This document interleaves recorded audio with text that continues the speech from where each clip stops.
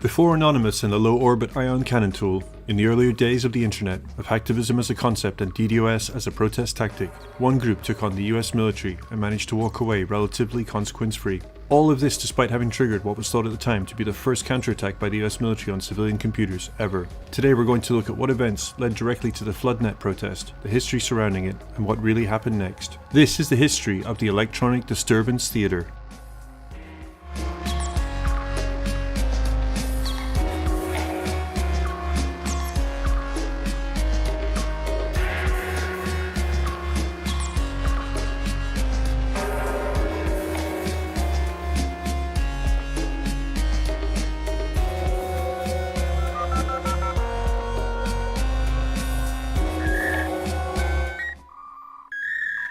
Before we get into this history, we need to discuss a few terms to make sure we're all on the same page. Firstly, Usenet. An in-depth discussion of what Usenet is kind of beyond the scope of this video, but in essence, Usenet is a worldwide, distributed, threaded discussion system available since 1980, before the creation of the internet as we know it, a sort of precursor in function to web forums, but more decentralized and with less oversighted administration than most forums. Usenet plays a role throughout this story. We also need to define denial of service, or DOS, which in terms of computers is an attack in which the perpetrator seeks to make a machine or network resource unavailable to its intended users by temporarily or indefinitely disrupting services of a host connected to a network, which is generally the internet.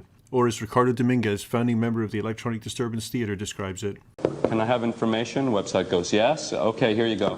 Hello, can I have information? Yes, here you go. Hello, can I have information? Hello, can I have information? Hello, can I have information? Hello, can I have hello, can I have information? Can I have information? Can I have more, and then finally the server says, I can't give out any more information right now. We're getting a little ahead of ourselves though. The 1990s were when the World Wide Web, browsers and the phrase surfing the internet were born. The 90s also saw the rise of loosely coordinated denial of service attacks against targets chosen for political purposes. In 1994, we have arguably the first of these coordinated, politically motivated DOS attacks, conceived of and backed by hippies, ravers, a nightclub promoter, and countercultural luminary Timothy Leary. The Zippies, as this group were known, attacked UK government email inboxes and online infrastructure to protest a new British law that set out to criminalise outdoor raves as part of a crackdown on what the Conservative government of that time saw as an outbreak of antisocial behaviour. The plan was to spam huge volumes of email to UK government addresses. Instructions to participate were distributed via Usenet posts, with lengthy statements deriding the new criminal justice bill. This email bombing campaign would result in various issues for UK government computer and communication systems and problems for Morph,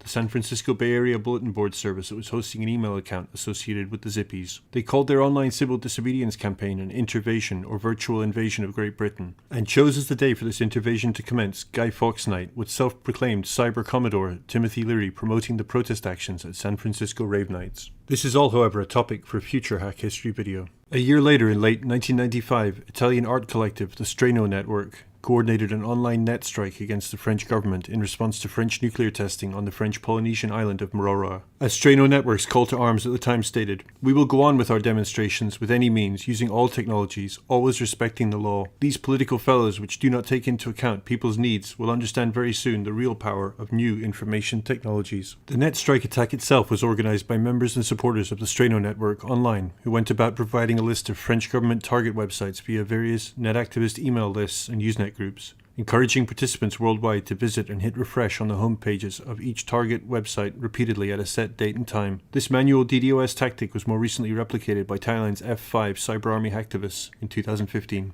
This technique for performing a DDoS attack may seem quaint to us now, but it actually fulfills a number of important functional requirements. A browser refresh style protest necessarily involves a large group of people to succeed, replicating in some basic way attendance at a mass physical protest, but online. Hitting refresh from a browser is accessible to people with pretty much any level of internet literacy, and it isn't particularly strenuous for people to perform. No command line kung fu or need to download potentially risky software. For most people in the 90s, downloading anything on dial-up was a very lengthy, painful ordeal anyway. Lastly, a website is a virtual manifestation of a potential target. A website is a representation that people can conceive of easily and see on their screens. If it becomes non-responsive, participants can see this from their browser in real time, as opposed to merely imagining the operations of some dusty, nondescript server grinding to halt in a dimly lit data center somewhere in the world. We can see a clear progression in tactics and organization here. Strano Network, and to a lesser extent the Zippies, created stage directions for a method of performative, cooperative political action online that blurred the boundary between audience and participant, producing an act of virtual civil disobedience that grabbed the attention of 90s politically active netizens.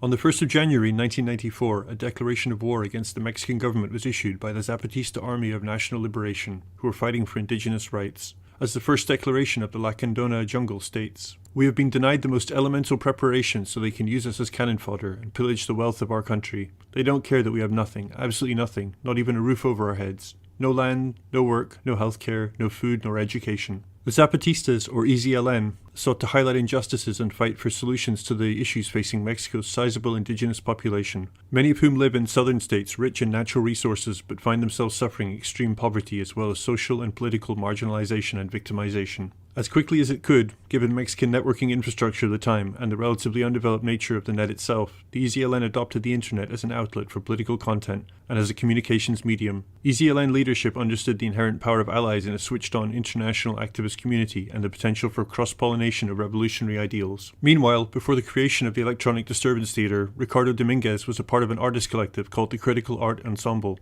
This is important because in parallel to the EZLN's internet outreach was the gradual development of the Critical Art Ensemble's theoretical, philosophical, practical, and tactical discourse on the topic of electronic civil disobedience. The Critical Art Ensemble was founded in 1987 in Tallahassee, Florida, with its focus to be exploration of the intersections between art, critical theory, technology, and political activism. In 1994, the CAE published a paper called The Electronic Disturbance. A small but coordinated group of hackers could introduce electronic viruses, worms, and bombs into the databanks, programs, and networks of authority, possibly bringing the destructive force of inertia into the nomadic realm. The less nihilistic could resurrect the strategy of occupation by holding data as hostage instead of property. By whatever means electronic authority is disturbed, the key is to totally disrupt command and control. The authors contended that humanity has found itself at a sort of crossroads with the creation of the internet and the popularization of video as an accessible mainstream medium, and all of the changes that these developments have brought to global power structures. In Electronic Disturbance, published in 1994, CAE provided an examination of the limitations not just of technology,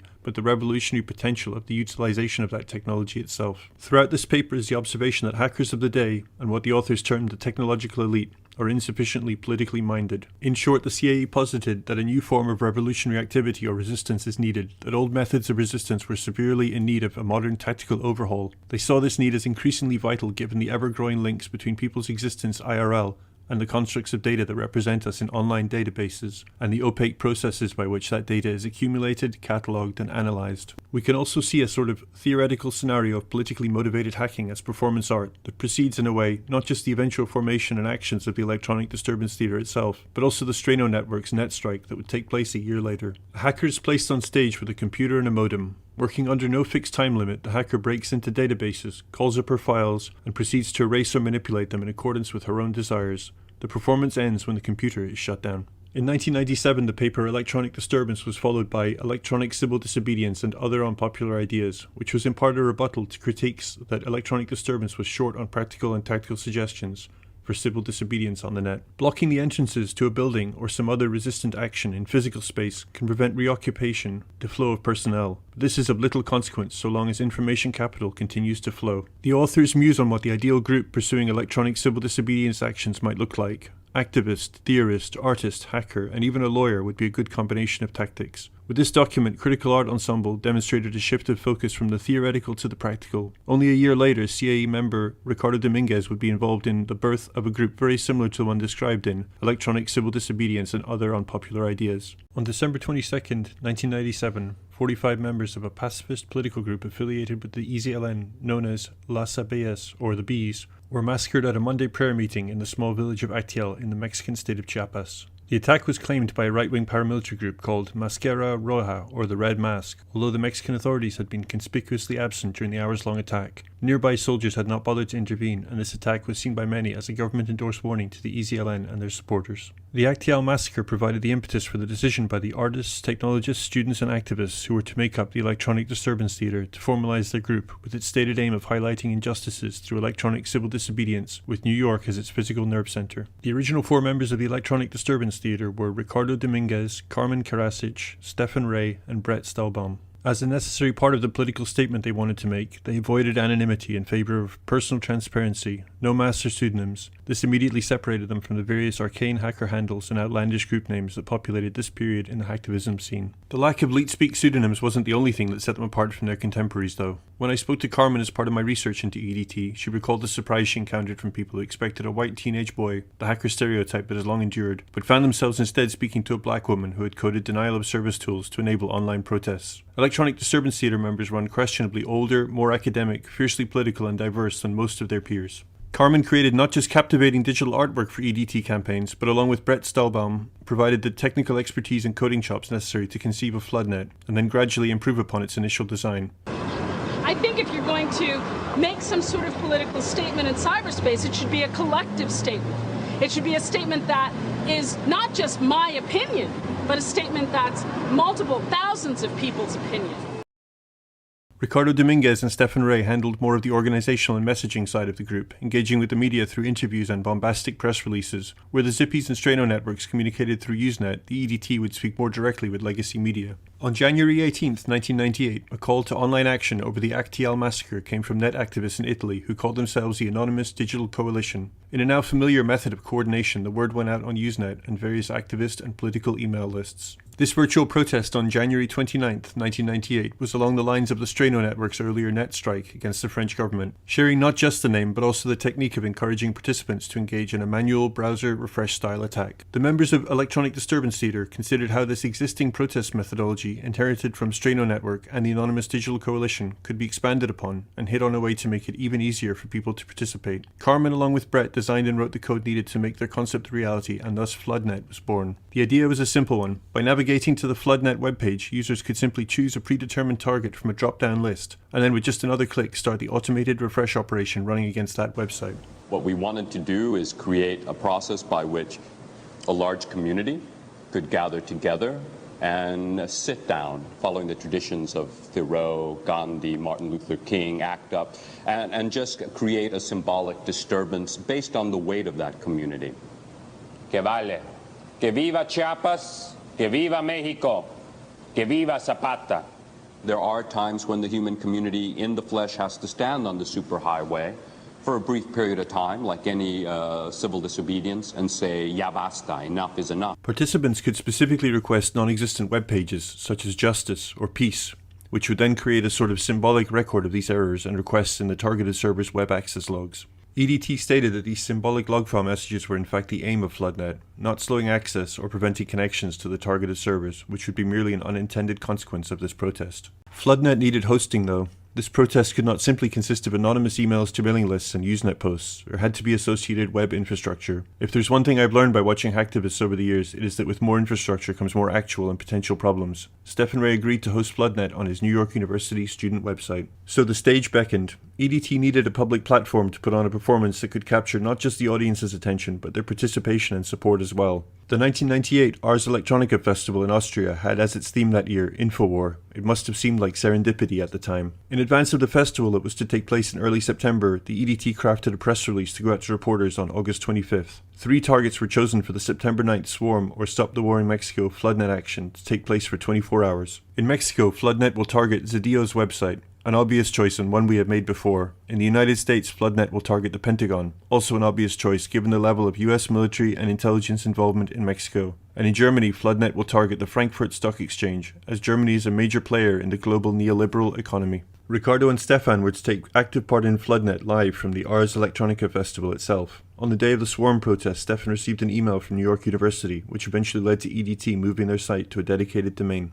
We have received a recent complaint from someone within the DISA of the DoD regarding the ECD website you are maintaining on your page. As you know, freedom of speech is a vital part of the academic process and is one to which we are dedicated, just as we are to ensure that NYU is a good network citizen. What Stefan did not know, but we can now see from the FBI Freedom of Information documents relating to FloodNet, was that the day after the Pentagon Swarm protest, the DoD contacted NYU for a second time. A letter was sent by someone from the US government to NYU, which was interpreted by the university as a request for a tape freeze, which I take to mean retention of data backups on university systems that related to Stefan Ray and EDT. FBI documents from late November of 1998 detail this cooperation between New York University, the Defense Information Systems Agency, and the FBI to surveil Ray and his activities on university systems, including all of his files and emails. Back to the day of the protest, though. Within around 4 hours of FloodNet launching, participants started reporting that they were unable to take part because of computer issues. Systems running FloodNet in their browsers were crashing suddenly and unexpectedly. The day after Swarm, September 10th, 1998, Wired published an article by Neil Mackay headlined "Pentagon Deflects Web Assault."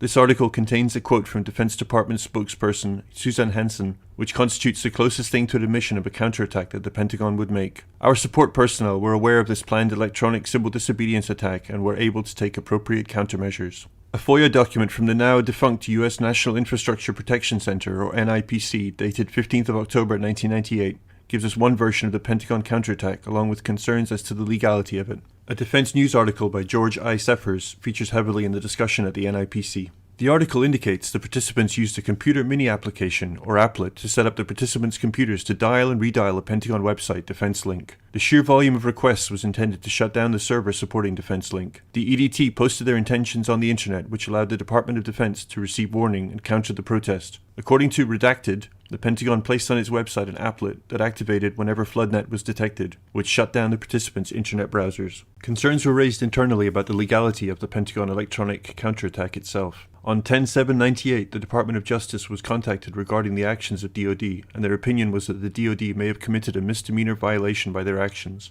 and that DOJ would contact the DoD General Counsel's Office and advise them to discontinue the DoD actions. On 10/7/98, a DOJ representative advised that DoD was questioning why the FBI did not have the EDT under investigation. DOJ has not furnished any opinion concerning the actions of the EDT. I believe that in expressing a legal opinion regarding the actions of Pentagon computer security engineers, but without any emphatic legal position on the Electronic Disturbance Theater's actions, DOJ gave the investigation into EDT the kiss of death. The Pentagon simply would not want to risk legal exposure for what some saw as extra-legal internet vigilantism carried out against protesters by the US military. It was all a convenient lie of omission or complete technical misunderstanding on the part of US authorities, though. The Pentagon did not in fact ever intend to cause FloodNet members' computers to freeze. They allowed this story to flourish, though, with vaguely worded non-denials and a wink and a nod, while privately stressing over potential legal exposure as a result of the unintended consequences of thwarting the DDoS traffic. Perhaps the officials in charge of drafting a formal statement on FloodNet at the Pentagon had no understanding of the technology involved and believed that there really had been a deliberate hostile response. Maybe the Pentagon was happy to float the concept of electronic countermeasures against protesters and allow misconceptions to linger in order to see how the notion would be received by the public and other government agencies. An actual US Defense Technical Information Center official who was involved in formulating the US military response to FloodNet explains what really happened in one of the FBI FOIA documents. The Reuters News, Pentagon beats back internet attack, Thursday, September 10th, 1998, indicated that the Pentagon struck back at the cyber attackers, forcing them to reboot their computers. Since the counterattack had not been our intent, we were curious to know why this was reported. We tested the Java applet by the Electronic Disturbance Theater against our site and discovered that it opened hundreds of windows on the desktop computer, necessitating a reboot. This behavior may have been triggered by the DTIC system's response to the applet. DTIC did not write any Java applet, contrary to the Reuters story. I think that DTIC had looked at peculiarities in web traffic coming from FloodNet. I suspect the lack of a .mil referring webpage or other similar traces and log files were used to divert incoming FloodNet traffic, and had blocked incoming traffic from Austria entirely, which was presumably coming from the Ars Electronica festival. It was this attempt to redirect and block the incoming FloodNet traffic that unintentionally caused a cascade of new browser windows, presumably one for each request made from that computer via FloodNet. Computers in 1998 would not have handled multiple browser windows very well, inevitably resulting in a system crash that necessitated a system reboot. The Electronic Disturbance Theater with a different roster still exists to this day, and FloodNet was open-sourced to be used by various groups for online protest. Strano Network, Electronic Disturbance Theater, and similar groups that bridged academia, the rapidly blooming digital art scene, and the political fringes of the hacker underground provide us a vibrant snapshot of activist politics of the early adopter internet. One of the things that cyberspace does is it brings individual power to anyone who cares to learn the technology. If you want to do it, you can do it. And that's the sort of leveling of the playing field that I'm sure really scares the hell out of governments, because we basically put the tools in these individuals' hands to do whatever they want with them, and we're able to mobilize people at a global level at a moment's notice. So what events in hacker history have we not covered yet that you think is vital? What hacker-related TV shows and movies can we simply not miss out on? The more obscure the better. Hit the comments with some suggestions for future episodes. And if you want to help this channel grow, simply share the content with people you think might be interested. That's it. Thanks for watching, and please subscribe so you can keep an eye out for future episodes.